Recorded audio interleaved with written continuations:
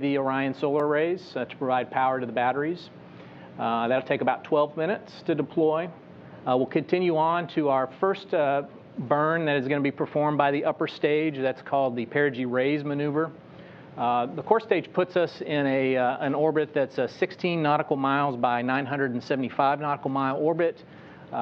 So if we did nothing at that point to correct the perigee side or the small side, that 16 nautical mile orbit, the whole capsule would come back to the Earth, just like the core stage is going to do in the Pacific. We'll perform that perigee raise maneuver to 100 nautical miles at approximately 51 minutes into the mission. The whole time, the upper stage will be in control of the stack. In the interim, it'll be doing several maneuvers to get to a solar-friendly attitude for the Orion spacecraft. It'll also do some roll maneuvers to make sure that the whole vehicle is thermally conditioned. Pressing on forward, once we have attained a safe orbit with the perigee raise maneuver, we'll continue on, and our final maneuver by the upper stage will be the trans-lunar injection orbit maneuver by the upper stage. That will be at approximately an hour and 20-30 minutes into the flight. That'll be about an 18-minute burn, and will send us all the way to the moon, approximately a 250,000 miles away. And once we completed the trans-lunar injection maneuver and separate the upper stage from the Orion spacecraft, then my team will hand over to Rick, and he'll start the majority of the mission there. So Rick, you want to talk about that? All right. If we could go to the next chart, please. So there's really no time to catch our breath. We really hit the ground running. As you'll see on this first chart, after we separate from the upper stage, it actually does a disposal burn, which sends it on a trajectory to the moon, heliocentric, which is it'll swing around the moon and then head towards the sun. And on its way to the moon, it actually will be deploying a handful of 10 CubeSats, their secondary payloads. We have no interaction with those secondary payloads. The only thing we're concerned with is their initial trajectories, where they're being deployed, so we can do an assessment on a potential recontact. Everything should go nominal when there's no concern, but we need to make sure that their trajectory is what we expect. So with that, I want to get away from this chart. Let's go to the next chart. We'll take off the ICPS piece of it. So I'm going to talk through a lot of this. You know, it's 42 days, and I'm going to try and do it in just a handful of minutes. So by all means, there'll be plenty of time to ask questions after we're all finished here. So I said we hit that first day, we hit the ground running. One of the first things we're going to do is we have to do a test of our guidance and navigation control system. There's a set of gains that are used and the way they fire the thrusters in our normal attitude control. And we need to make sure those gains are set such that we don't damage our solar arrays. So we're going to be doing that right after. That's one of the first things we do once we separate. And then we're also on that first day going to do the first of a handful of outboard trajectory correction burns. And this very first one, we're going to actually be checking out the orbital maneuvering system. It's the big engine that we'll be using. We want to check that out because that's the big burn. That's the engine we're going to use when we do the big burn on the outbound powered flyby as we go by the moon. And I'll talk about that a little bit shortly. But that first burn, like I said, it's a checkout. It also will get us moving ahead of the upper stage and those satellites. So we should get to the moon somewhere on the order of 2.5 hours before the satellites and the upper stage do. So that's why there's no really concern of recontact. So on our way to the moon, like I said, we'll be doing a series of these outbound trajectory corrections. They're very small. Or at least they're designed to be small. If we end up having dispersions because a burn didn't go as planned, then we'll make it up in a subsequent burn. I think we have 4 of those on the way to the moon, and those all set us up for what I said is the outbound powered flyby. That's the big burn that will actually move Orion. Then it'll send it up to the distant retrograde orbit. So when we do that burn and we go by the moon, we're going to be about 60 miles off the surface of the moon. It's going to be spectacular. We'll be holding our breath. But yeah, And to that note, when that burn actually executes, Orion will be on the other side of the moon, and we won't have time with it. So we'll be praying and holding our breath, but confident that all will go well. So after that burn, like I said, it sends us up to the distant retrograde orbit. A couple days after that burn, we will do what we call an insertion burn. It's a distant retrograde orbit insertion. We'll also use that big engine, the OMS engine, to enter the distant retrograde orbit. And then once we're in the distant retrograde orbit, we're going to spend a little over 2 weeks there. You've heard us talk about long class missions and short class missions. The only difference in those two types of missions are the length of stay in the distant retrograde orbit. For a short class mission, we just do a half a lap, and then we head back towards the moon. For the long class, we do a full lap and a half, and it's a little over 2 weeks. While we're in the distant retrograde orbit, we'll be doing what we call orbit maintenance burns. They're small burns just to keep our orbit in sync. We'll do that over the course of the next 2 weeks, and then we'll do what we call a distant retrograde departure burn. It's another large burn that uses the OMS engine, and that'll send us back to the moon. And on our way back, now we're doing what we call return trajectory corrections, RTCs, and we'll do a series of those all the way back to Earth. So we have a couple of those. Then that sets us up for the return power flyby. That is our most critical burn of the mission. If something happens with that one and we don't execute it, then it's a loss of the Orion capsule. We have to do that one. But we plan accordingly. We have down mode capabilities, and we can talk about that if you have questions. But so we do the RPF, which actually sets up the entry interface. That's the area where when we enter the atmosphere several days later, and sets up our splashdown off the coast of California. On the return trip back to the Earth, we do a series of these correction burns that I talked about, and it's all to make sure that we hit that entry interface target as designed. And I've gone through the mission very quickly, just so you know. On those days where we're coasting the moon, we're doing a lot of activities. We're doing a lot of developmental flight test objectives to just basically test out the onboard systems. We're doing a public affairs outreach event every day where we maybe maneuver, do a selfie of Orion with the moon in the background or the Earth in the background. On some days we're going to try and catch the Earth rise. That's a spectacular image. There's a couple milestones throughout the mission where we actually enter the sphere of influence of the lunar, where the lunar gravity really starts taking effect. That's a milestone that we'll try to capture in a public affairs imagery. When we get to the point where we're actually the furthest away that any human-rated spacecraft's ever been, further than any of the Apollo vehicles went, we want to capture that in a public affairs event. So we'll be busy the whole mission. I went over it really quick, but yeah. So once we get back to Earth, we do RTC 6, which sets up that entry interface, and then I hand it back to Judd to take you through the rest of the mission. Thanks, Rick. Yeah, as Rick mentioned, that return power flyby maneuver is essentially our deorbit burn. That's way back at the moon. It's about a week before we enter the Earth's atmosphere. So about 20 minutes before we enter the Earth's atmosphere, the entry interface, we'll separate. You can go to the slide there that we have. Next slide. We'll separate the command module from the service module. And once we perform that, we'll get into the proper orientation. We'll put the command module in the proper orientation for entry.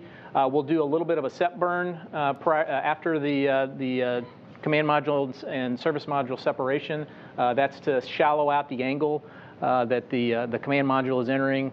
So it's just provides a little bit more separation from the service module, which is going to dispose in the Pacific Ocean. We'll start our entry interface, and we're actually doing what's called a skip entry profile. So we'll hit entry interface at 400,000 feet, and then we'll immediately start to control the lift vector of the capsule such that we dip a little bit in the atmosphere, and then we come back up out of the atmosphere a bit, and then come back in. So we'll have two blackout periods of COM that due to the plasma heating of the capsule. Once we get out of that second period, we will continue our journey towards our splashdown site, which is going to be in San Diego, off the coast of San Diego.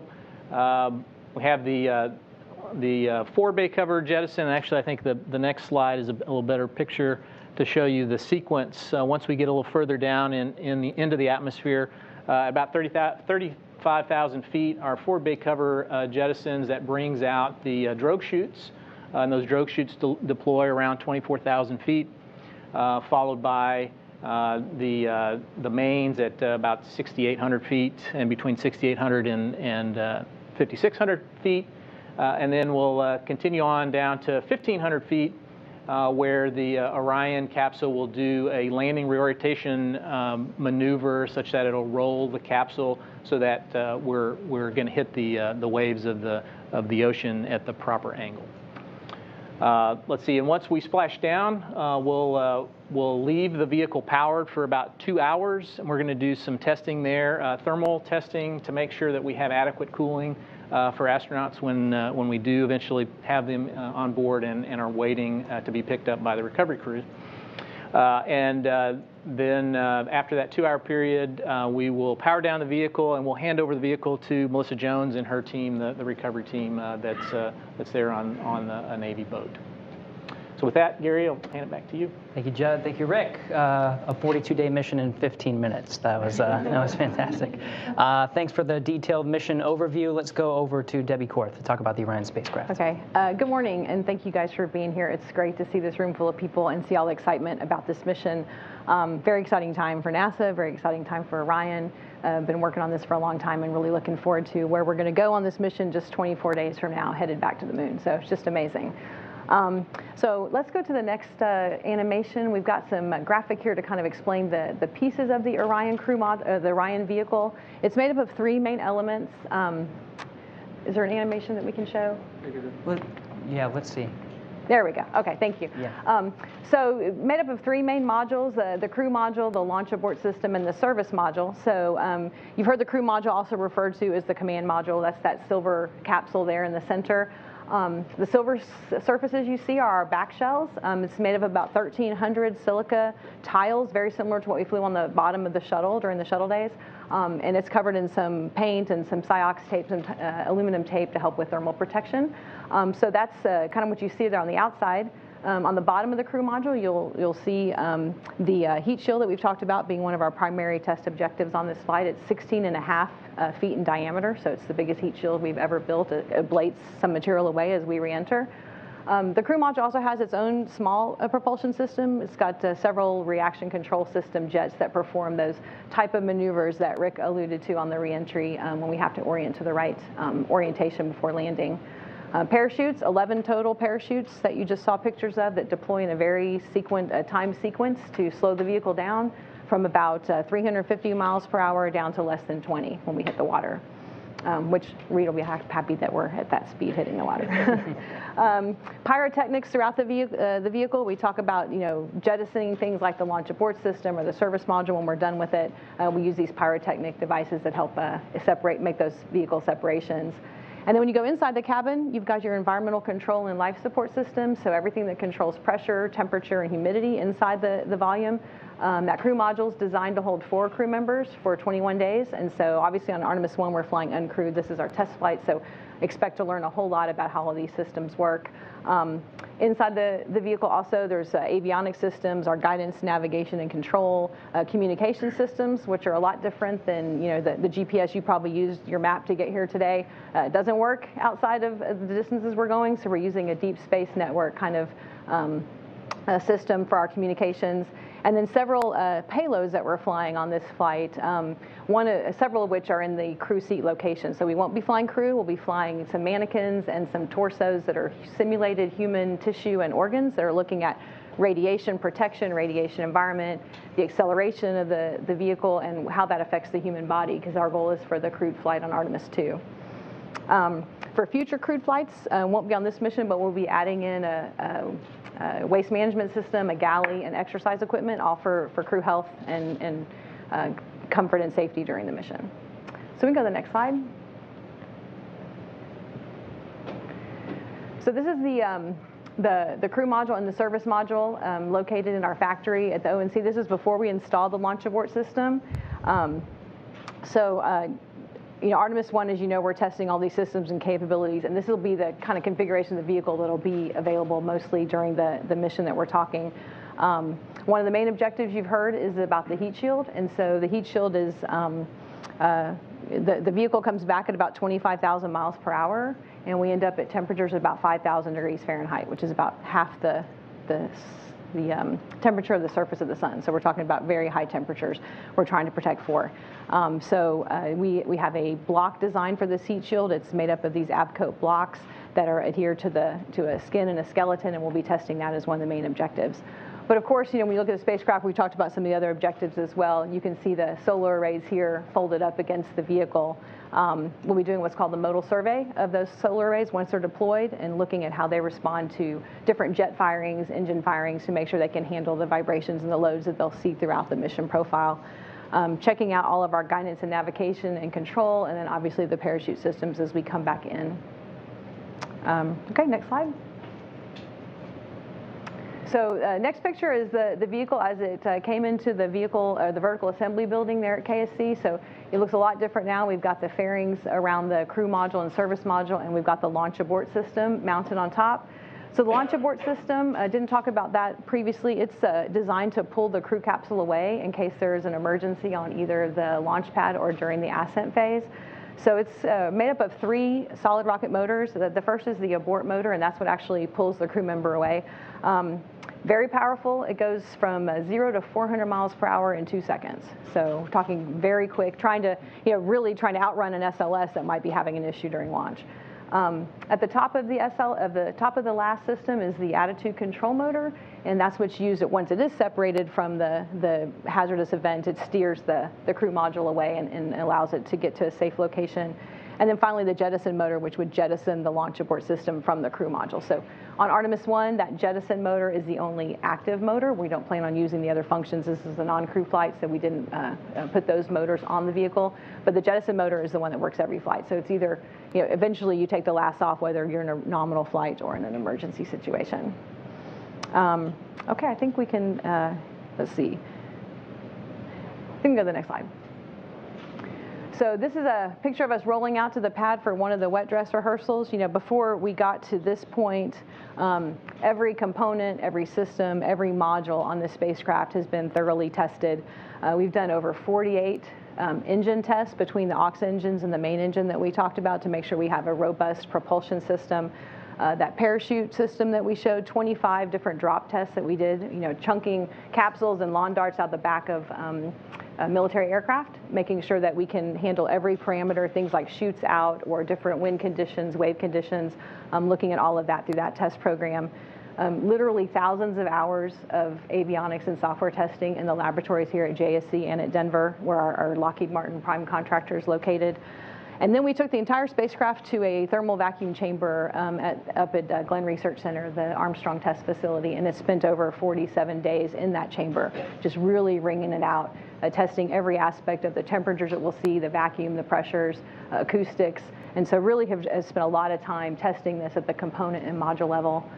If you've been following Artemis for a while, you also know we did 3 flight tests. We've done 2 complete flight tests of our launch abort system. So one was a pad abort 1, which was looking at performance from a pad escape, and one was the ascent abort 2, which was looking at it during that very dynamic phase of the ascent.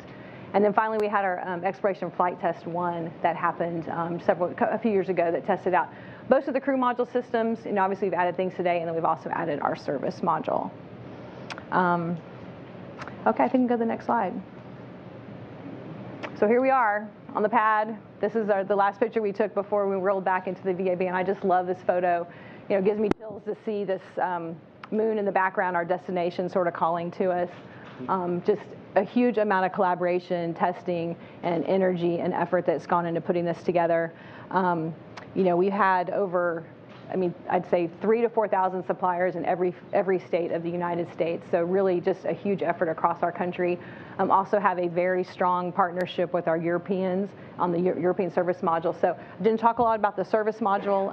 Our Philippe Delou, who's the manager of the service module program, is online, so I'll be handing over to him to let him talk through the details there. But you know, we're rolling out on the 18th and just looking forward to this flight and everything that we'll be learning from it. So Philippe, if you'd like to talk through the service module, that would be great. Thanks. Yes, thank you, Debbie. So we also at the European Space Agency are very excited about this upcoming mission, which will be, let's see, coming with after 10 years we started this program.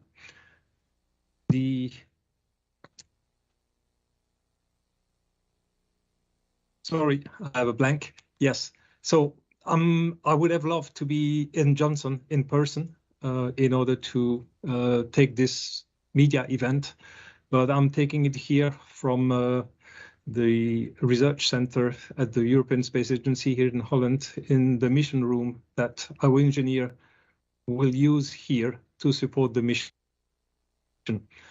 This is in addition to the team that will be in Kennedy. Can I see the next slide, please?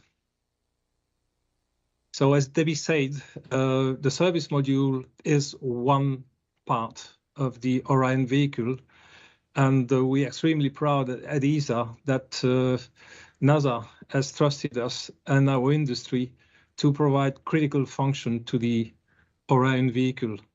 Those critical functions are the propulsion, the thermal control system, the power generation, and the storage of consumable for the crew. So the service module has 33 engines, one main engine, which is an engine recovered from the shuttle. This is the orbital maneuvering system of the shuttle. And then 8 auxiliary engines. Those 8 auxiliary engines are also a backup in case of anomaly of the main engine. And 24 engines for the attitude control and attitude correction during the mission. The propulsion system also includes propellant tanks, who can store 8.6 tons of propellant, and the pressurization system. Now moving to the thermal control system, this is a fluid loop where a pump is pumping fluid and distributing this fluid within the ESM. One of the main functions of this fluid loop is to reject the heat from the service module, avionics equipment, but also from the crew module in order to keep a comfortable environment for the crew. The next function is the power generation. This is, of course, provided by the solar panels. Those solar panels provide 11 kilowatts of power. It provides basically in an hour more than you need in order to supply the need of a home for over a day.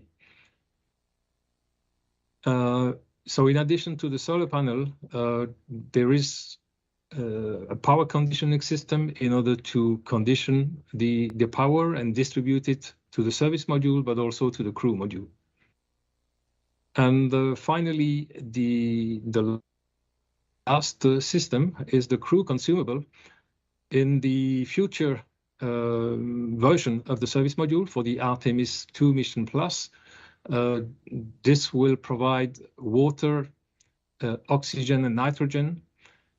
For this Artemis 1 mission, we will only load nitrogen in the tank. There will be no oxygen tank, and the water tank will be empty. Next slide.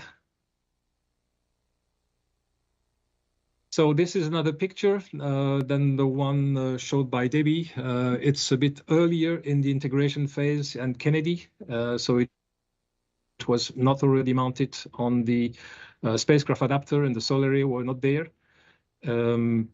So it was just right after the mating of the crew module to the service module. So this is Artemis 1, or the Orion for Artemis 1. The service module for that vehicle was delivered in 2018.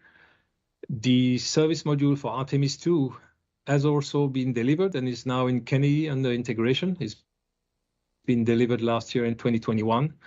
Right now, the third service module is being built in Bayman and will be delivered to Kennedy in 2023. And then the service module for ESM 4 to 9 will follow with a yearly cadence from there on. Next slide. So this is a picture that has been already presented, and here I will emphasize a bit more on what will happen for the service module. I will not insist on the propulsion. I think the propulsion has already been very well described by my predecessor.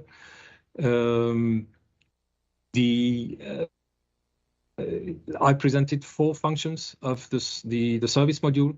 Those 4 functions will be verified once on orbit. For example, for the thermal system, we will check out that everything is functioning nominally. We will also verify that our prediction of the thermal behavior of the vehicle is as expected, or whether there are things that we did not predict properly and will need to adapt or correct to validate our prediction. Same thing for the power system. One feature which is unusual on the spacecraft is that the solar array has 2 gimbal axes. So not only you can track the sun by rotating the solar array on their axis, which is usually what other spacecraft do, but also you can cant the solar array forward and backwards. And this is needed for 2 reasons. One reason is during the big burns, because structurally the solar arrays would not be able to withstand the loads if they are at 90 degrees of the service module. But second, it allows to have a better tracking of the sun when the vehicle needs to have a specific attitude, for instance, when the vehicle will be approaching the gateway. Also, as I told you, we will have nitrogen on board, and the reason why we will have nitrogen on board is because there is a major verification to be made, is that in case of a accidental depress of the crew module for any reason, we want to check that we are able to repress the vehicle with nitrogen that is stored on the service module.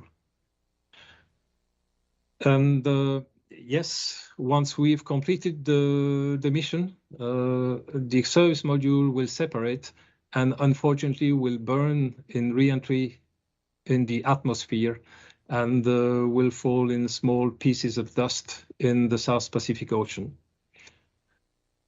And that concludes my presentation, my short presentation of the service module, the European service module. And now I will hand over to Gary. Thank you very much, Philippe, and to Debbie as well for giving us insight into the Orion spacecraft and the European service module. So we've taken a look at the mission profile, we've taken a look at the spacecraft. Let's now go over to Melissa Jones over at the Kennedy Space Center to take a look at recovery operations. Melissa. Thank you. Hello, everyone. It's my pleasure today to be here to talk to you about the recovery operations that we're going to do in order to recover this Artemis 1 Orion capsule. For the past several years, the team based here at Kennedy Space Center have been working with the U.S. Navy to create, refine, and practice our recovery operations to get the capsule back when it lands for Artemis 1. Just last fall, we completed our final test called Underway Recovery Test 9 aboard the USS Mirtha, and that certified us to do these recovery operations. These recovery tests allow us to experience life aboard a Navy vessel for 6 to 8 days as we are practicing with a full-size Orion mock-up. And we practice over and over again what will happen on splash day to refine how we work with the capsule and integrate with the Navy. We have a decades-long partnership NASA does with the Navy, as I'm sure you know from our time with Apollo, recovering human spaceflight missions, and this Artemis program will just build on that experience that we have with them. So speaking of that, so NASA chose the Navy's LPD landing platform dock class ship, specifically because of the well deck that it has, the helicopter pad, its onboard medical facilities, and the communication capabilities. You can see a picture of it on the screen. This class of ship also provides us the communication assets that we need to communicate back with the flight control team at JSC. You heard Judd talk about it earlier. So on recovery day, we will be in communication with his team, listening for burns as they happen and information that will allow us to know what are we going to get when the capsule lands from a health and status perspective. During the mission, the capsule will travel about 25,000 miles an hour before slowing to 300 miles an hour after entering the Earth's atmosphere. And when the parachutes deploy, we're expecting it to slow to about 20 miles an hour before it glides into the Pacific, where we'll go get it. And that landing location is approximately 50 to 60 nautical miles off the coast of California. During the final hours of the mission, what we do to prepare while the capsule is getting ready to come back through entry is we deploy some helicopters off of the flight deck of the ship. We talked about that, and some divers. If we can pull up the first slide. We'll have a picture of the divers interacting with the capsule. But basically, those folks need to be in the open water and the air because we're trying to get as much data collected as we can upon entry. So we want to see the parachutes, we want to take imagery, we need temperatures, how is the TPS performing, and so it's very important that we already are deployed so that we can get that information as quickly as possible. And then the deployed team of divers is pictured on your screen. The very first task that they will have is trying to get to the jettison hardware that was mentioned before it sinks. There's a forward bay cover that comes off of the top of the capsule. Judd talked about that earlier. And 3 main parachutes. Those are the top priorities we have for getting back as quickly as possible that hardware. Now, of course, if we can get back drogue chutes or any of the other parachutes, we will absolutely try to do that. But those are our priorities. And while that's happening, there will be some tests happening on the Orion vehicle that were mentioned for cooling and other things. So we let that capsule sit powered up for a while we're focusing on jettison hardware. And so you can see once we're ready to recover the capsule, the divers will approach the capsule, which is in the picture that you're looking at. They will attach something called a pony collar, which is that colorful black and yellow and red and orange collar around it. And that allows us to attach lines to the capsule so that we can tow the capsule into the back of the ship, into what's called the well deck. So if you want to go to the next picture. You can see that all of the lines are attached, and we now have a ship that the picture is actually being taken from a rib, which is a rigid hull inflatable boat where the Navy is holding the capsule from the back, and there are lines being attached to the front from the ship, and then we will tow that capsule into the well deck where we will hold it steady while the Navy drains the well deck. If you want to go to the final picture, you can see a copy of what it looks like inside, a picture of what it looks like inside. And you can see there's a lot of water in the well deck. We flood it. The Navy floods it. They drop the stern gate, pump a bunch of water in there. That allows us to pull the capsule in. And then in the front corner of the screen, you can see the yellow there. That's underwater, but that's the Orion Recovery Cradle Assembly. And we will hold the capsule steady with those lines while the Navy pumps all the water out of the well deck and softly lands the capsule in that cradle. This whole timeline will be probably 4 to 5 hours long, which is a lot longer than it will be for crew. But this objective for this first mission is data collection and engineering data that will allow us to fly crew on Artemis 2. And so we are very careful with all the TPS, the heat shield, all of the things that the Orion program needs to do to look at this capsule to say, yes, we think we can fly crew on the next one. I think that's probably enough data for now. I'm sure we'll get into some more details during the question and answer period. I'm going to hand it back over to Houston at this time. All right, thank you very much, Melissa. Now you're seeing the Artemis 1 mission from end to end. It's testing the Orion spacecraft that will eventually carry humans to and from the moon, and those humans are training as we speak. So to talk about the humans that will make that journey, let's go over to Reed Wiseman. Hey, thanks, Gary. Thanks to everybody. This is unbelievably exciting to look at the Artemis 1 mission in so much detail. Obviously, we don't have crew on the first flight, but we have 42 active astronauts here at Houston, 10 astronaut candidates, and we'll be beating down the door for Artemis 2 and beyond. When we think about Artemis, we focus a lot on the moon, but I just want everybody in the room and everybody watching to remember our sights are not set on the moon. Our sights are set clearly on Mars. And everything that you're thinking about today, everything that we're going to do on Artemis 1 leads to Artemis 2, which leads to Artemis 3 when we hope to have humans on the surface of the moon. But Artemis 3 is leading to the rest of the Artemis program. The first woman, the first person of color on the surface of the moon, and then the first humans tracking out to Mars and putting our footsteps in building science laboratories and inhabiting another planet. To me, it's just the most awe-inspiring moment that we have had here at NASA, and I love working here right now. It's an honor to get to do so.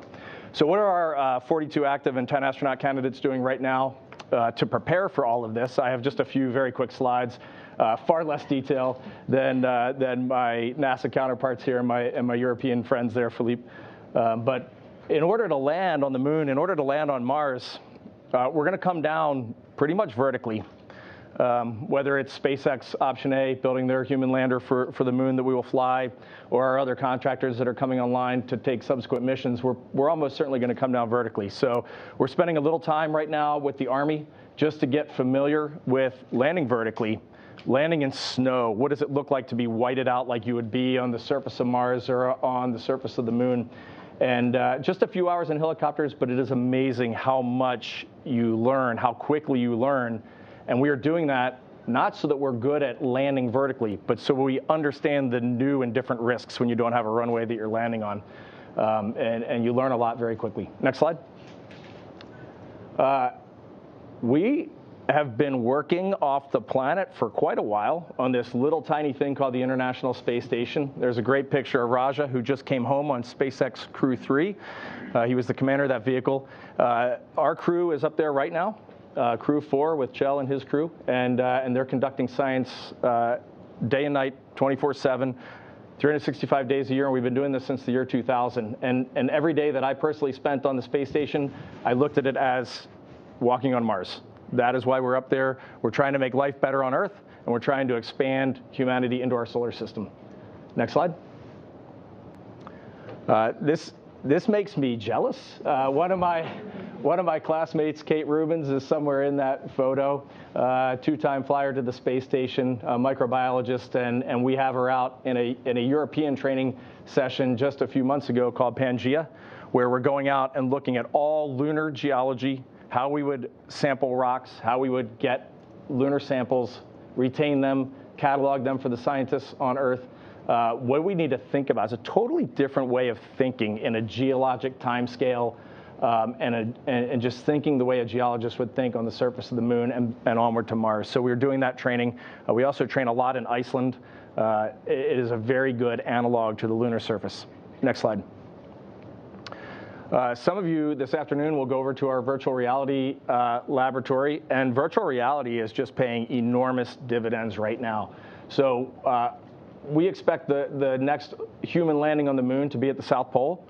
And if you've ever looked out at the moon at night, the South Pole has got a very weird sun angle, very weird light that hits it. There's permanently shaded regions. And we have developed, hopefully you'll see it this afternoon, we've developed in the virtual reality world what it actually looks like with the exact sun angle that we'll be landing at. And it is crazy weird. The bottom half of you can be in absolute blackness, and the top half of you can be in blinding sunlight. The way shadows are projected across the lunar surface, it just changes literally everything. So in this virtual reality world, we can go in there for 10 minutes, and you can answer 1,000 questions. You can stop 200 meetings with 10 minutes of VR goggles. And so it's really a great facility. I think you'll like it. All right, next slide. We also, over in Building 5 here at the Johnson Space Center, we have the Orion crew trainer. There you have Stephanie, Johnny, and Randy Bresnick, who have been heavily involved in the development of Orion the last few years, what it'll feel like to fly. And that trainer is being outfitted right now and will be ready later this year to start our crew training. Next slide. And the final slide in this, I think some of you were out this morning at our neutral buoyancy laboratory about 10 minutes north of the Johnson Space Center. Very large pool where we have been training for International Space Station spacewalks for 2 decades, and now we're taking a portion of that pool and looking at what it would look like to be on the moon, to spend 6 hours in a lunar class spacesuit doing research on the bottom of a pool. And it's an amazingly fantastic facility to be underwater, to spend that much time thinking about how it will be to be on the moon. So we'll be using that as we move forward. And that's the end of my PowerPoint pitch. The question that everyone will ask is, when are we assigning a crew to Artemis 2? And we hope that'll be later this year. Thank you. Very good. All right, thanks to all of our briefers for the very detailed overview of the Artemis 1 mission and what we are doing for the future to build upon Artemis and going to the moon and to Mars. So we're extending our time for the briefing to give us about 45 minutes for questions. So we'll spend some time taking some questions here in the room, and then of course on our phone bridge. So a review of how we're going to take the questions. Raise your hand nice and high so we can see you, and then we're going to run a microphone over to you, and then you can ask your question with the microphone. We'll start over on this side. And then please state, once you have the microphone, state your name, your affiliation, and to whom you'd like to direct your question. We have folks from all over, so just make sure you state to who you'd like to direct your question. If you're on the phone bridge, please press *1 to submit your name into the queue, and then once your name is called, you can direct a question to anyone here on the panel. If you find that your question has already been answered, you can withdraw it at any time by pressing *2. So with that, let's start here in the room on this side. Please go ahead. Yeah, and we can state your name, affiliation, and to whom you'd like to direct your question. Chris Gephardt with NSF. I believe they're for Judd. In terms of ascent, with the launch abort system not having its abort motors installed, what abort options are available for Orion, and when do they become available in the ascent profile? And on the flip side of that, for landing, when you're coming into San Diego, what if the weather isn't good at the landing site on October 10th? What are your options to target a different one? What are the backup landing options for the 10th? It's a great question, Chris. So our abort options become available after the last jettisons, about that 3.5 minute mark. Our first abort mode that we have available to us is untargeted splash. So that would be where we'd separate and splash down somewhere in the Atlantic Ocean. We also have an overlap between that untargeted abort splash mode and then an abort once around option. That's about 7.5 minutes or so into the flight where we have that overlap. And the abort once around would take the capsule and put us off the coast of California in the Pacific. Additionally, we have, once the solar arrays are deployed, after about that 18 plus 12 minute mark, we have available to us, should something go wrong with the upper stage, we have the option to abort to orbit. So we'll do an orbit. Obviously, we wouldn't be going to the moon in that fact. As far as your question on entry, what options do we have for abort landing for weather? Once we do our deorbit burn back at RPF, return power flyby, our trajectory along the Earth's surface is fixed. So the only things that we can do to modulate is to land a little longer than we intended or land shorter than we intended. So uprange or downrange.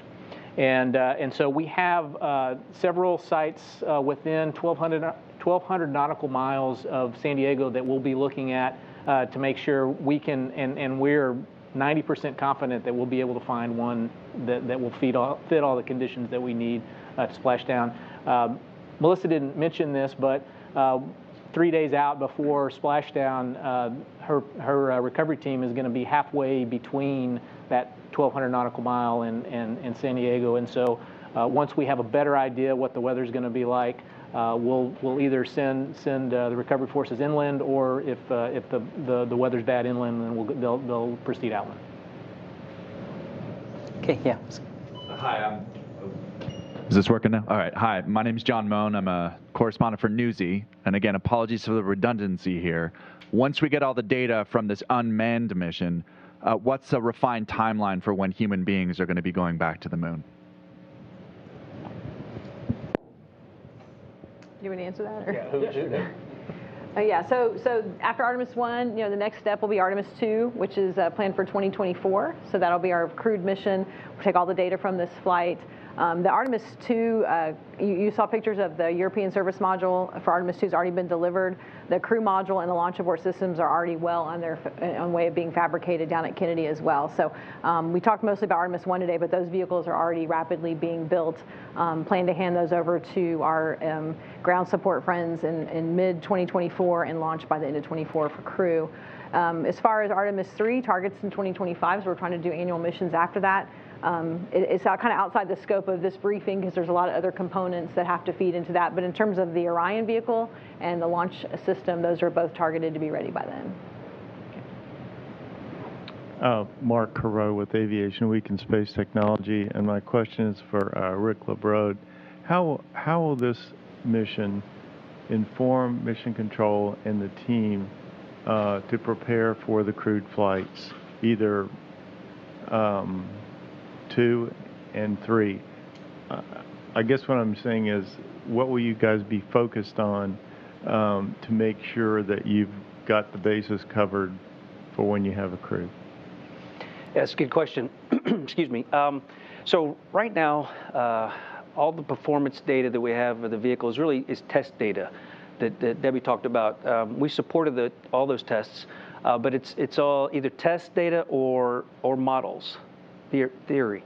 And this mission is going to inform all the models. We're going to see how the vehicle's going to really perform in the environment that we're asking it to perform in. And so all that information is going to be knowledge that we're going to gain. We're going to be updating all of our procedures and our documentation to make it more accurate as to how that vehicle is going to operate. And that's just going to make us smarter controllers for when it is time to put the crew on the vehicle. Irene Klotz, also with Aviation Week, probably for Judd.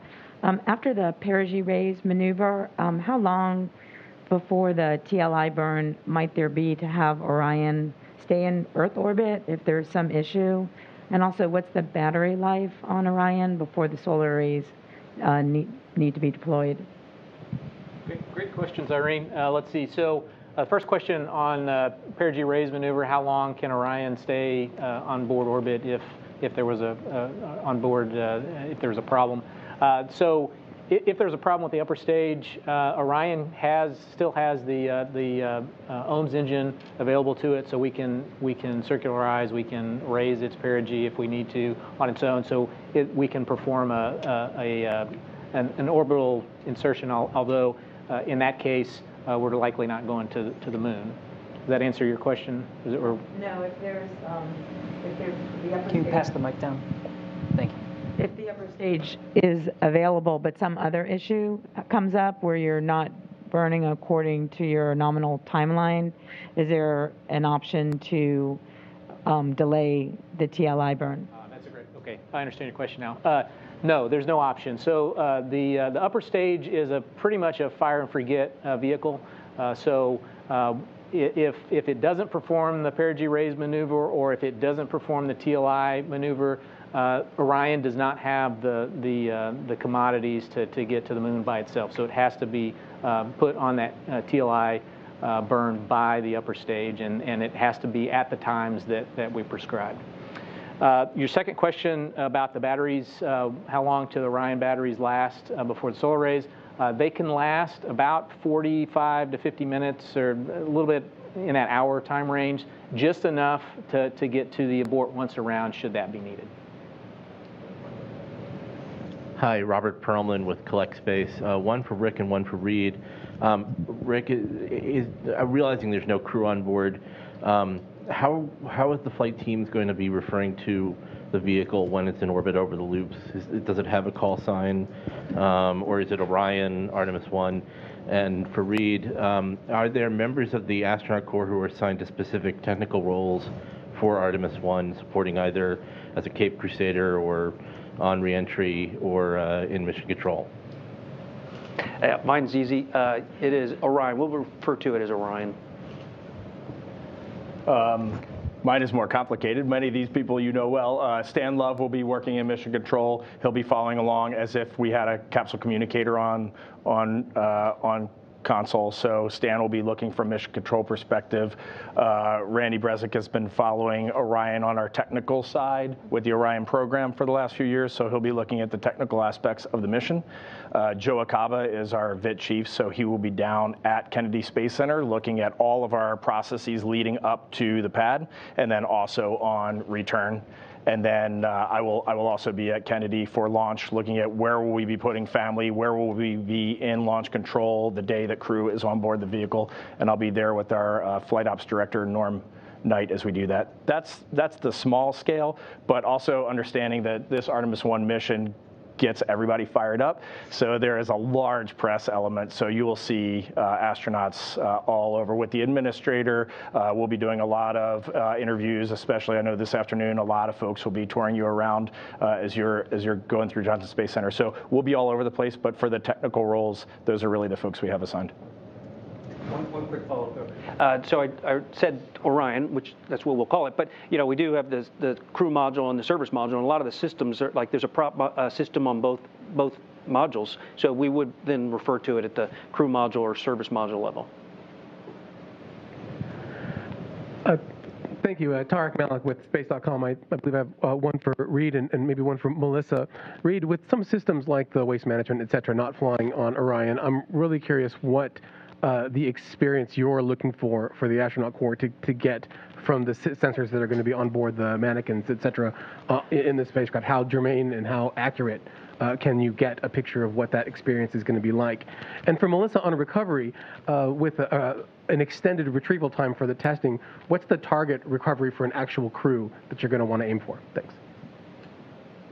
From the crew on board standpoint, I got to be honest, the thing I'm most looking for is how does this integrated system work? How does the core stage vehicle dynamics work on ascent? I know that will all be good. How does the ablative block heat shield architecture work on reentry? That is something we'll be watching. For the ride inside, we've been working on this vehicle for years. We've been doing egress training. We've been looking at the waste facility, the exercise facilities for years. That is not what we're looking to get out of Artemis 1. This is a robust vehicle. It's built to go to deep space. It's going to be ready for crew when we're ready to fly there on Artemis 2 for sure. Yeah, I might add, on Artemis 1, we are flying, like I said, some payloads that will help inform our models and make sure that the design that we have predicted is actually realized during the flight. So, the kinds of environments we're worried about, radiation, vibration, accelerations, all those things we're measuring in the vehicle. The heat shield has hundreds of sensors embedded in this abcoat block. So we'll be collecting, actual temperatures at actual locations, different depths, different locations. Same thing with the landing loads. We've got sensors that are picking that up. So really, I think, in terms of crew protection and crew occupancy, it's really about validating the design so that we're ready. These other systems like waste management, galleys, exercise, we do have a lot of those capabilities to test on the ground. We have crew over all the time testing out those facilities. If you're going to Building 9 later today, you'll see the mock-up, and there's all of those capabilities in there. As well as the vehicle that we're building up now for Artemis 2 already has the waste management system has been installed for a year. So we and in terms of that one specifically, that same waste management system has been flown to space station. So Reed mentioned about a lot of the stuff we do on space station informing our data. We use that as a test bed all the time to prove out the things like fluid dynamics you really want to test in zero gravity, right? So the waste management system's on board today. We did have another second question from Melissa. Let's go over to Melissa. Okay.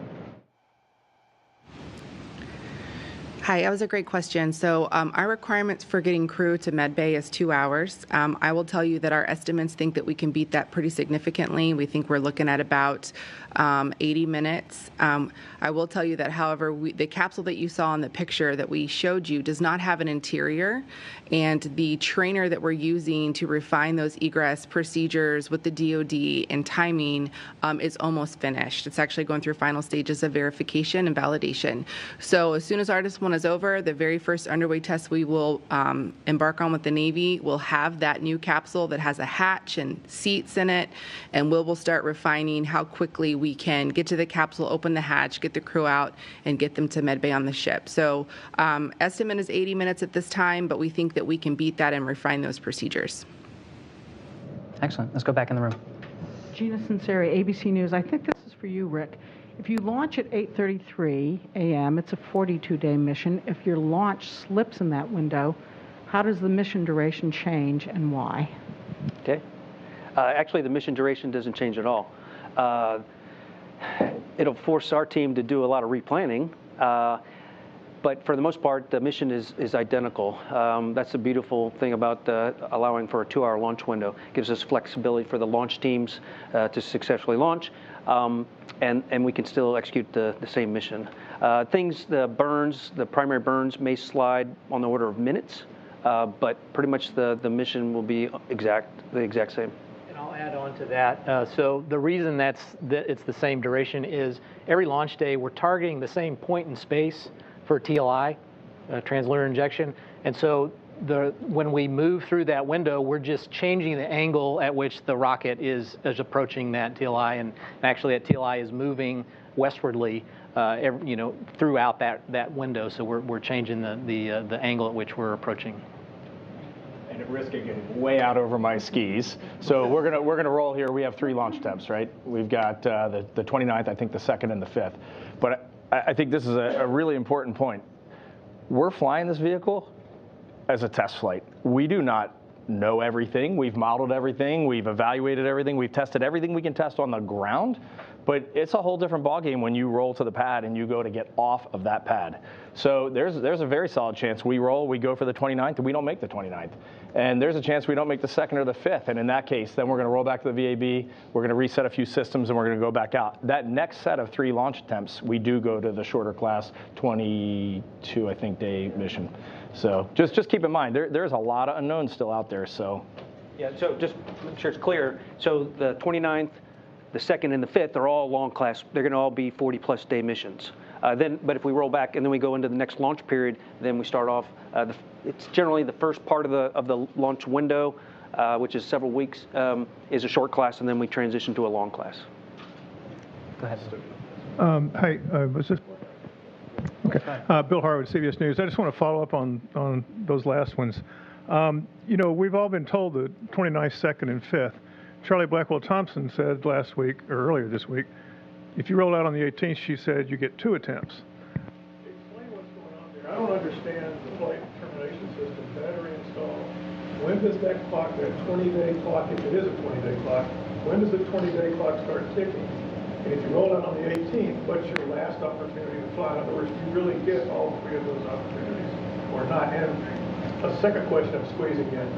If I'm standing in my driveway looking out at the moon, what do you guys show me with your finger? What is the orientation of that orbit as I'm looking at the moon? Because Apollo, it's going around the moon, it's an eclipse, around the moon, eclipse.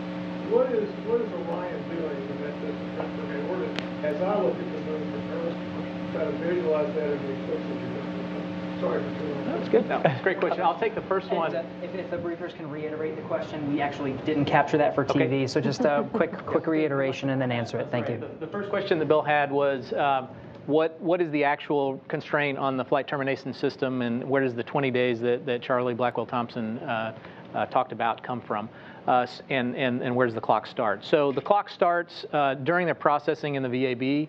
That window starts when they install the FTS batteries, they charge them up. That's when the certification period or the starts at 20 days. So I believe, and I'm not exactly sure the day that they're planning to do that, but that'll be around like the 16th or 17th, something like that. 20 days later, the range has told them that the batteries are only certified for 20 days, and so I think that puts you right after the 2nd, so like the 3rd or 4th, right there, not quite to the 5th. And so that's where, why she quoted 2 days attempt, right? Because that 20-day certification ends right on the edge of being able to pick up the fifth. I do know that they are in talks with the range, the Eastern Range, to try to extend that certification to a little bit longer than 20 days, hopefully to bring in a third attempt, but those negotiations are still in work. As far as your second question, I don't know, Rick, you want to take that one? Sure.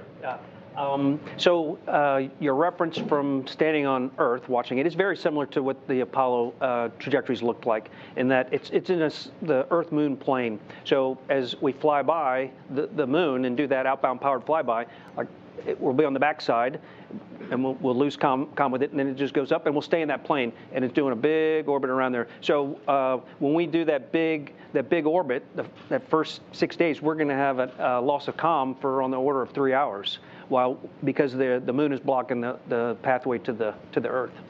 So it's very similar to Apollo, just a lot farther. They would go in lunar orbit, and we're going to be at that just distant retrograde. Yeah, it all depends, but yes, probably. Hi guys, Tom Costello with NBC News. Thank you for a terrific briefing. Thank you very much. I had a couple of quick follow-ups. You had mentioned that there are 2 blackout periods on reentry, and I'm blackout for comms. I'm curious why that is. Shuttle, as I understand, did not have any blackout periods. So what's changed? Is it the reentry position? Is it the speed? Why 2 blackout periods on reentry? And then the second one is, if there were to be a reason to abort on liftoff, any chance at all of aborting to the space station, or is that not possible at all? Thanks, Tom. Good questions. As far as the blackout period, the orientation of the antennas, that all has to do with why the shuttle didn't have the blackout. Originally, early on in the shuttle program, there were blackout periods until they were able to get antennas on top of the shuttle to look up at the teeter satellites. As far as the double blackout, it's just antenna orientation, and there's lots of plasma coming around. The vehicle. I believe the Soyuz is the same has the same issue, right? There's a period of time where there's blackout due to the plasma field. As far as your second question, no, there's not. It's not a possibility to abort to the space station. It's not even anywhere near the same orbit. Okay, so it's good. Okay, Joanna Pinkward from Polish Public Television. The question will be for Reed. Do the astronauts from Artemis mission need some different training than other astronauts who are flying for the ISS or something like that? And how old are they?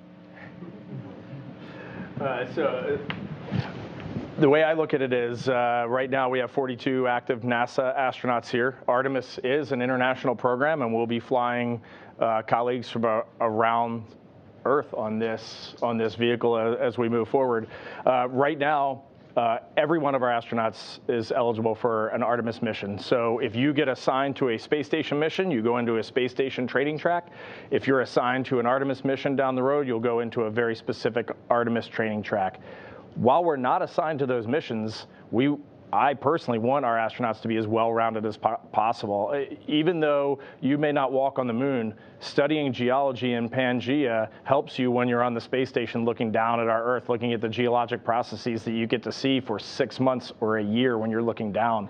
And the thing you never get with robotic missions are these eyes and this brain. And we can think up some crazy things when we are left to be a little bit bored. It's just amazing what you get to think about on the space station for 6 months when you look down at our beautiful planet and watch it orbit the sun and see how it changes. So I say we're all the same until you get assigned a mission, and then you go into a specific training track.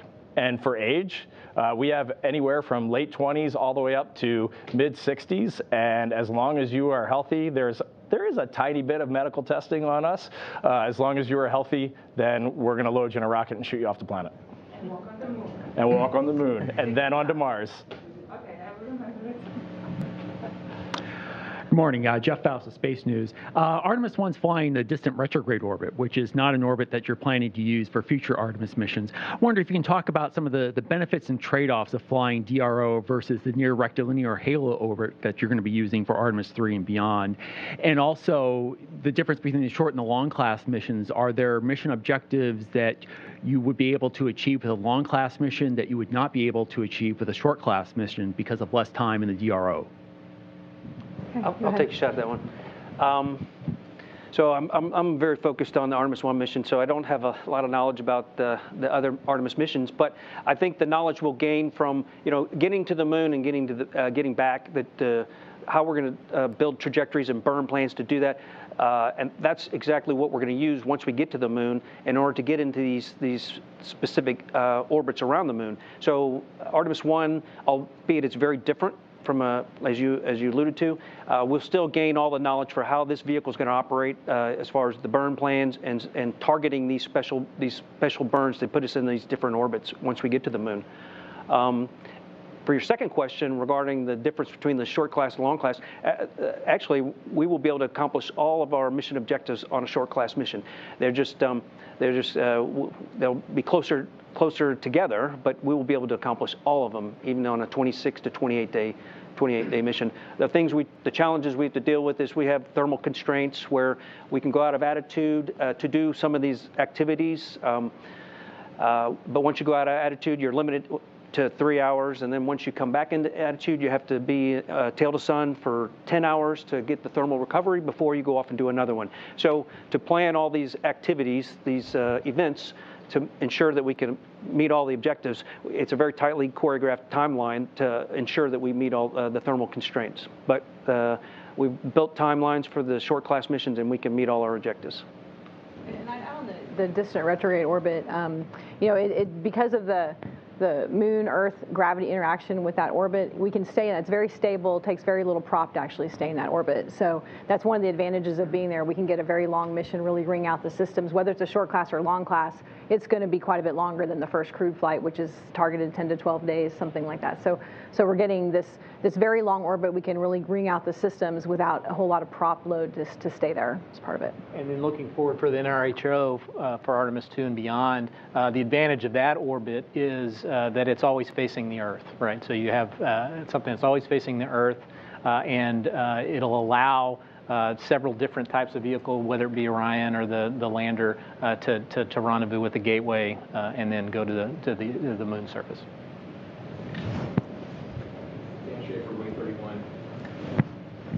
Check. There you go. Dan Schaefer, Way 31 in Huntsville. This is a follow-up for Reed on the astronauts. So you've culled 40-odd astronauts now down to about 10 who want to fly on these first couple of crewed missions. How did you do that?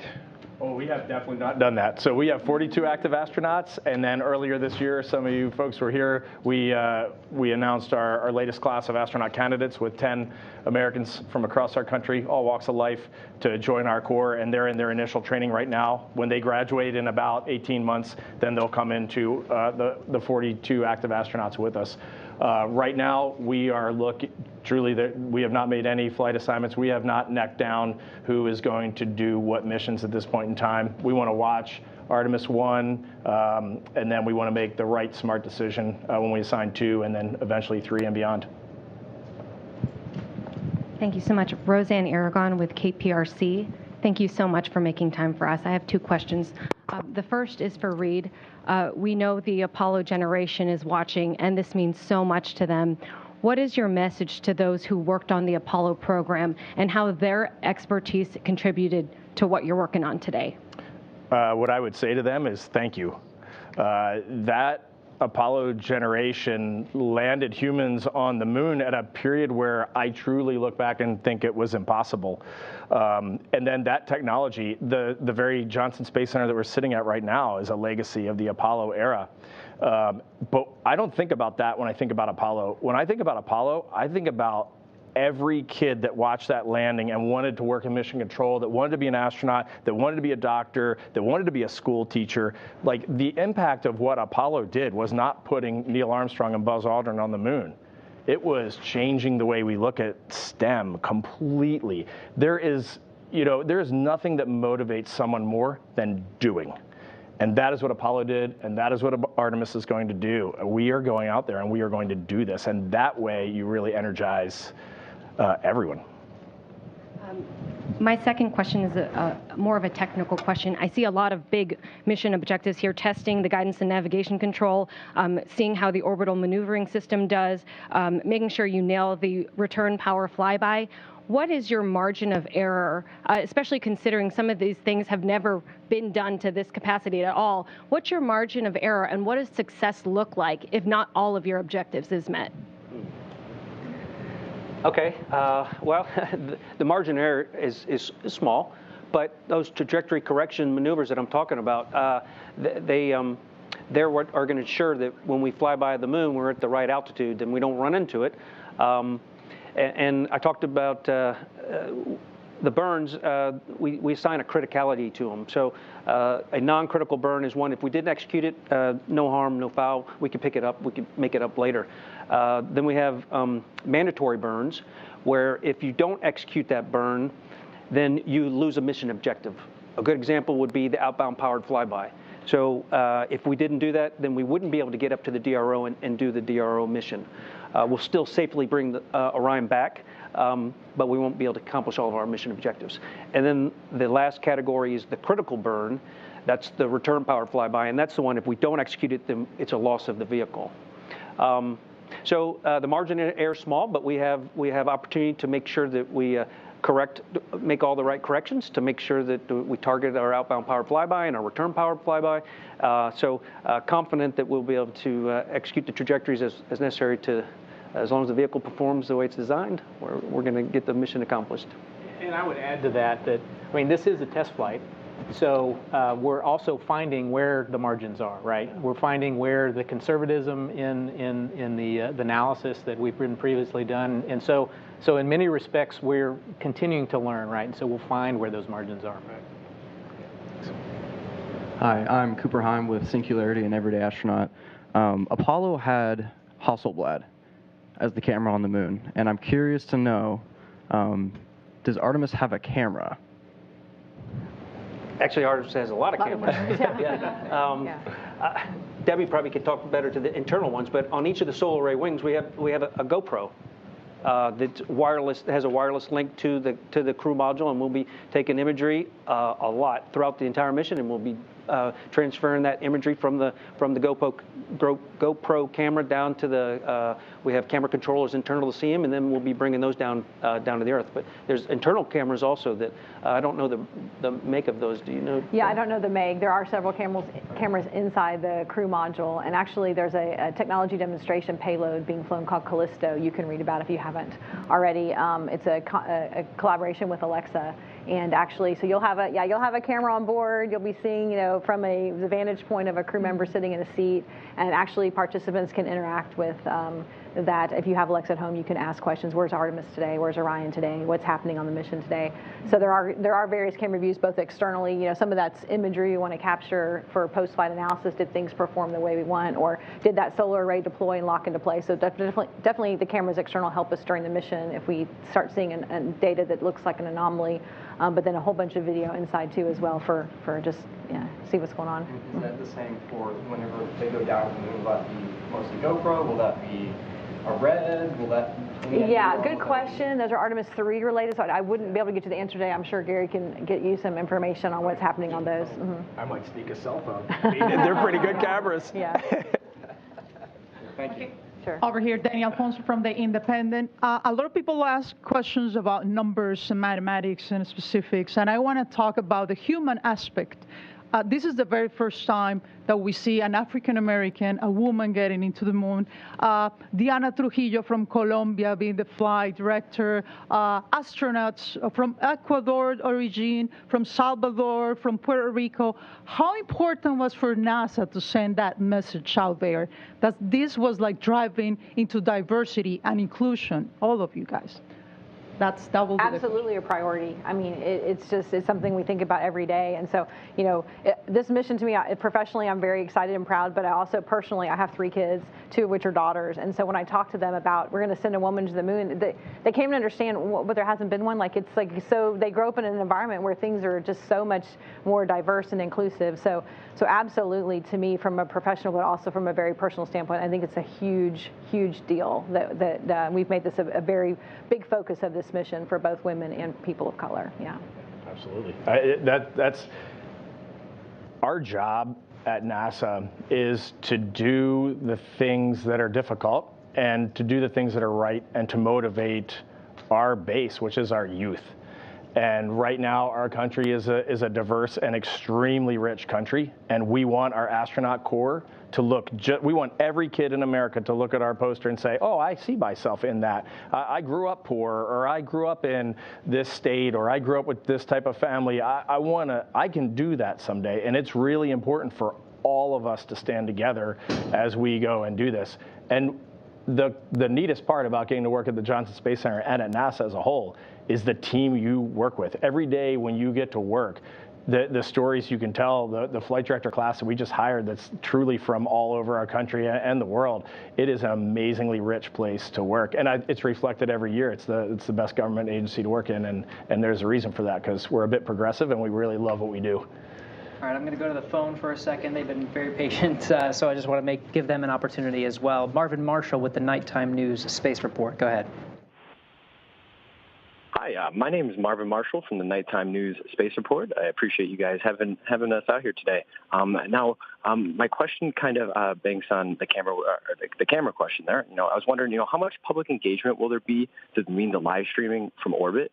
Pictures are worth 1,000 words, but that video just does so much more for us. Now, will there be like an emphasis on providing the public with live streams after the launch live stream? On orbit, that initial live stream, and like on Artemis 1 or even Artemis 2? And thank you for taking our questions. Thank you.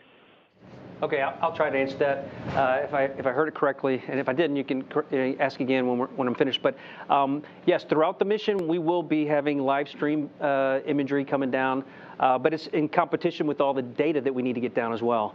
We are limited on our data rates that we'll be transmitting information down from Orion throughout the mission. There's periods where we'll go to a higher data rate, where we'll be able to do imagery and then also maintain our telemetry. But for a lot of these events, we'll also be recording the high-resolution imagery, and then those would be downlinked after the event. We have a priority list of how we're going to bring files off of the Orion. So it's going to take a matter of time because there's a lot of data that we'll be bringing down on a continuous basis. So it'll be somewhat after the event to get the real high res, but the intent also is to have some streaming imagery throughout during these events as well. Let's go to Melissa real quick. So she wants to add a little bit about what happens at the recovery phase for imagery. Go ahead, Melissa. Awesome, thank you. Yeah, so we have about 17 cameras all over the ship, in helicopters, in the open water. Several of those are connected to basically a satellite system that we have on board that we will be able to stream near real-time live video back to Johnson to be sent over NASA TV. So you will be able to see recovery operations real-time. Very good. Let's also go to the phone. Last one on the phone, Marcia Dunn, Associated Press. Yes, hi. For Reed, I was hoping you could provide some details, please, on what special traits or skills you're looking for the first 2 crews. And will the first 2 crews come from the 18 Artemis team astronauts announced a couple years back, or not necessarily, because today you seem to be indicating that any of the 42 active astronauts could be in the running at this point for Artemis 2 and 3. Thanks so much. You bet, Marcia. I'll start with the second half, which is the way I look at it, any one of our 42 active astronauts is eligible for an Artemis mission. We want to assemble the right team for this mission. As for what we're looking for in these first few Artemis missions, but I would say it's really what our astronaut corps is as a whole right now. First and foremost, technical expertise, the ability to dive into literally any situation, any technical need of the vehicle, to understand when things aren't going quite right and to understand when they are. That is absolutely number one. And then beyond that, it is, are you a team player? Are you engaging? Can you work with our flight directors? That is exactly what our astronaut corps is today. We pride ourselves on long duration space flight, 6 months to a year on the International Space Station. We pride ourselves on, we call it expeditionary behavior, of being a good teammate, of emptying the trash can when it's full, cleaning out the dishwasher when your parents ask you, those sorts of things. And that is really what we're looking for in those first Artemis missions. Technical expertise, team player, and that's what we want. Very good. Let's go back in the room. Florian Meyer with ARD, German Radio Television. Thank you for doing that. I wondered if there are, since you made it clear that Artemis 1 is about collecting as much data as possible, are there any moments or points throughout the mission where you're going to push the SLS, the Orion, closer to the limit than you would normally do when humans are on board? I would say probably not to any extreme events. We have, most of our testing on the ground covers those extreme corners. So when I talk about like parachute testing, a lot of parachute testing with a drogue out or a main out, what happens when that happens? So we try and catch the corners of the boxes through our ground testing. So I think, we're looking, but we use that ground testing to build models on how the system's going to perform across all environments. So really during the mission, we're capturing the data so we say what environment did we really fly in, and then did the response, in that environment, did the thermal and the pressures and the temperatures or the vibrations or whatever we're collecting, did it match the model predictions that we have based on all of our test data? So that's where I think we are. I think there probably are some operational things that we'll be a little more aggressive about because we don't have a crew, and our number one objective is to get the heat shield data, right? So there might be, let's go for TLI, which we maybe wouldn't have been the call if you had crew on board, but because that is our primary objective, absolutely, we might take a little more, I wouldn't say risk, but, a little more flexibility there, but I'll let to elaborate on that. I think it's a good point. We established a philosophy on the planning stages of this mission that we would accept more risk.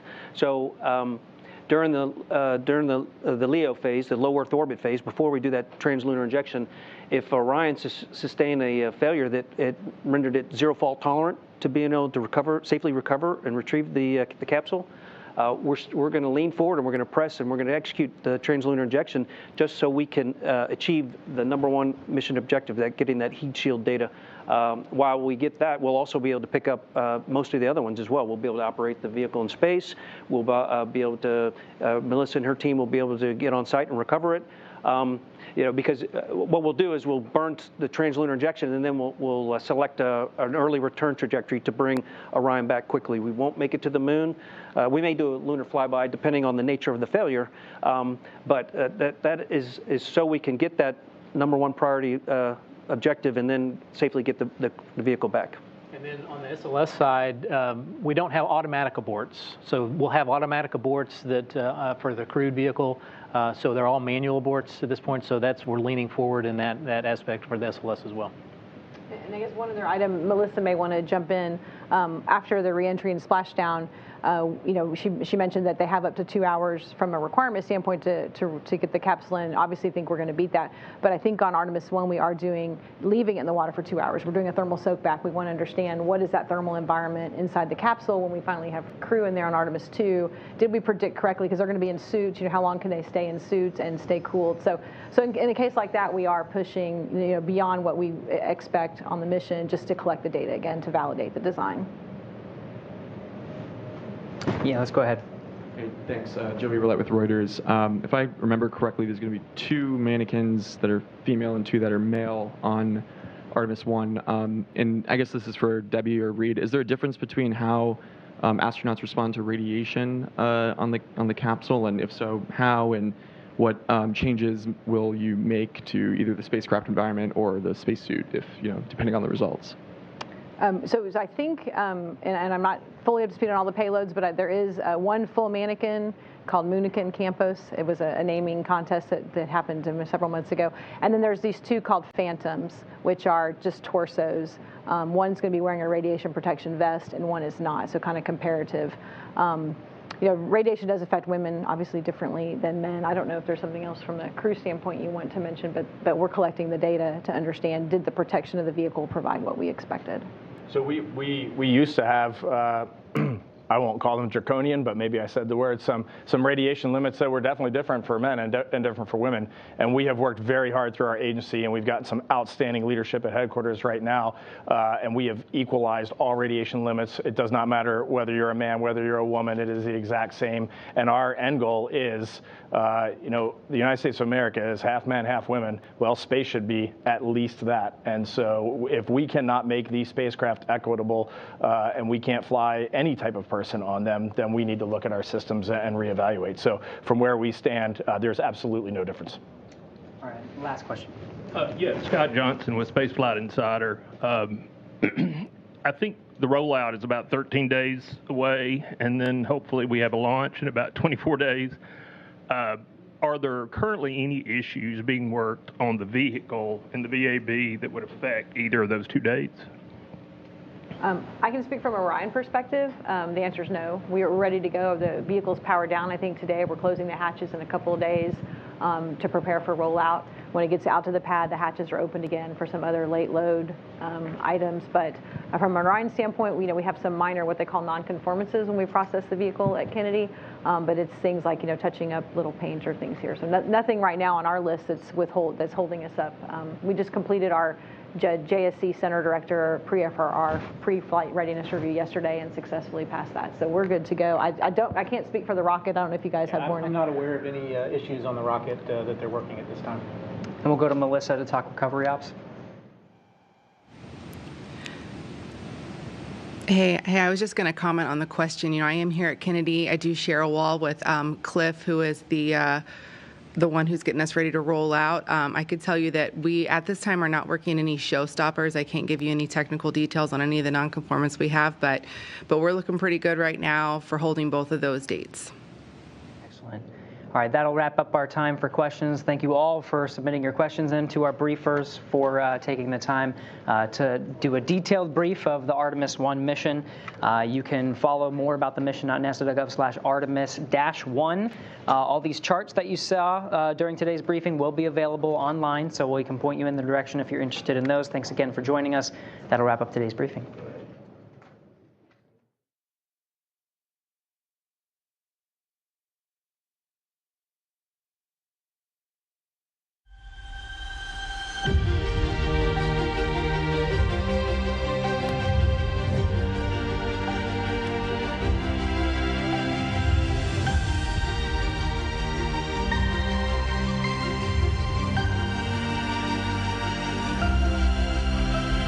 Two, one, ignition.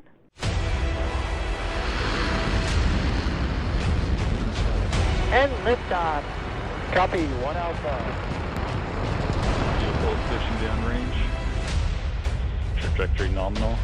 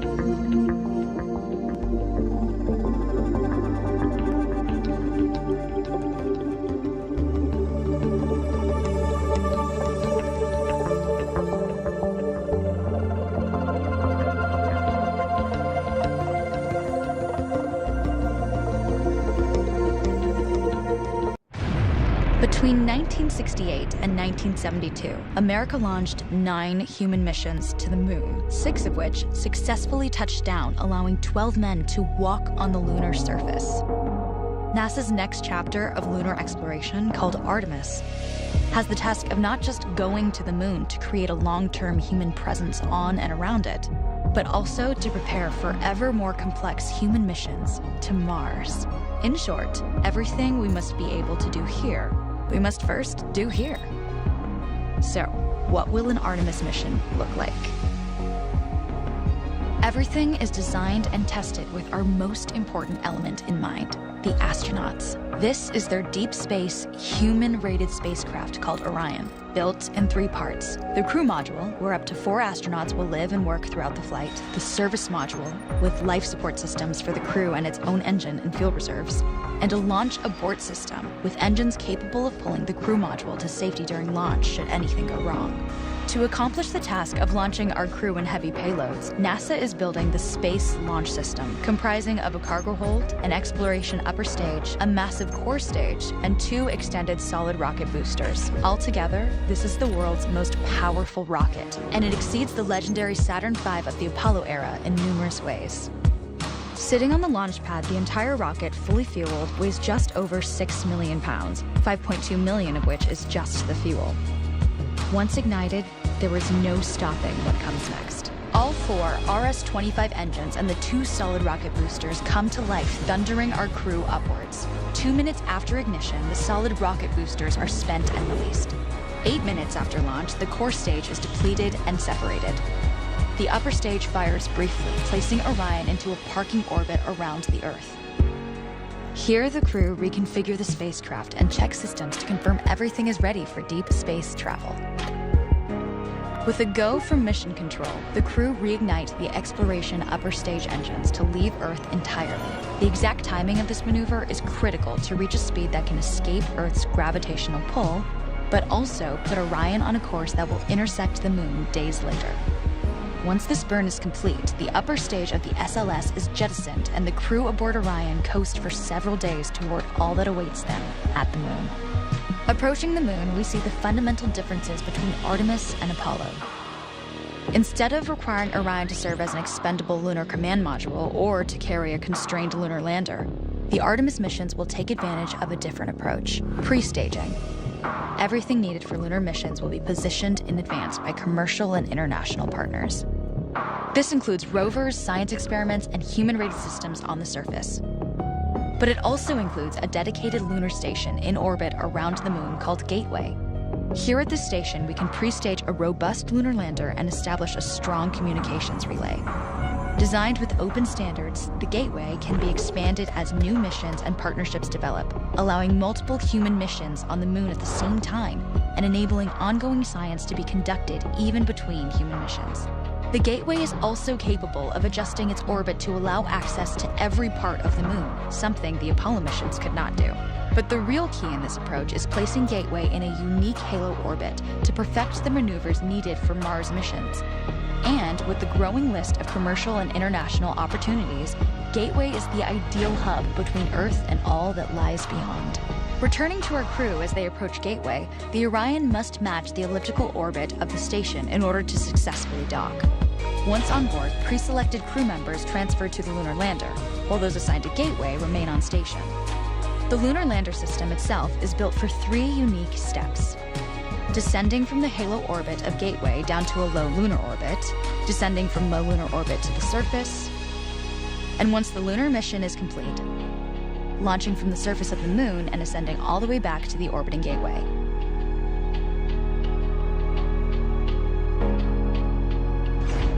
Once back aboard the Orion spacecraft and undocked from Gateway, the crew fire their engine once to break out of the halo orbit, and once again to sling the spacecraft around the moon, placing it on a multi-day trajectory back towards Earth.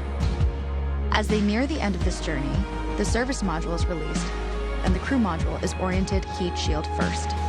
Entering Earth's atmosphere at 25,000 miles per hour, the friction of air slows Orion considerably, while also subjecting it to temperatures of 5,000 degrees. With the Orion now at just 300 miles per hour, a series of parachutes uniquely tested and produced for this moment deploy, decelerating the craft to just 20 miles per hour for splashdown.